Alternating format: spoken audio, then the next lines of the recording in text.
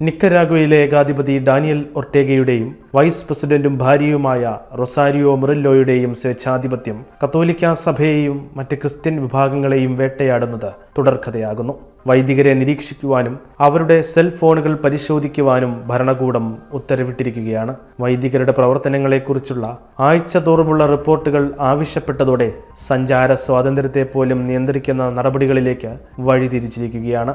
നിക്കരാഗ്വയിൽ തുടരുന്ന വൈദികർക്ക് പ്രസംഗങ്ങൾ പൂർണ്ണമായും ദൈവശാസ്ത്രപരമായിരിക്കണമെന്നും സാമൂഹിക വിമർശനമോ മറ്റു വിഷയങ്ങളോ അവർക്ക് അഭിസംബോധന ചെയ്യാൻ വിലക്കുണ്ടെന്നും രാജ്യത്തെ പത്രമായ മൊസൈക്കോ CSI റിപ്പോർട്ട് ചെയ്യുന്നു. വിദേശത്തുള്ള ബിഷപ്പുമാരുമായോ വൈദികരുമായോ പത്രപ്രവർത്തകരുമായോ ആശയവിനിമയം നടത്തുന്നുണ്ടോ എന്നറിയാൻ പോലീസ് ഉദ്യോഗസ്ഥർ രാജ്യത്തെ വൈദികരുടെ മൊബൈൽ ഫോണുകൾ പരിശോധിക്കുന്നത് തുടരുന്നുണ്ടെന്നും മൊസൈക്കോ റിപ്പോർട്ട് ചെയ്തിട്ടുണ്ട്.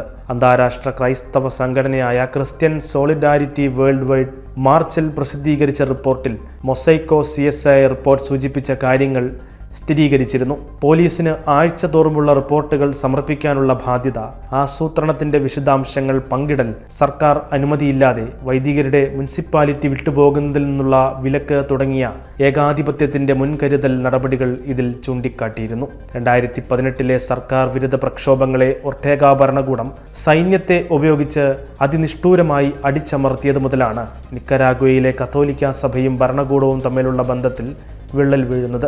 ജനദ്രോഹ നടപടികളിൽ സഭ ശക്തമായി രംഗത്ത് വന്നിരുന്നു. ഇതിന് തൊട്ടു പിന്നാലെ തുടർച്ചയായി സർക്കാർ സഭയെ വേട്ടയാടി വരികയാണ്.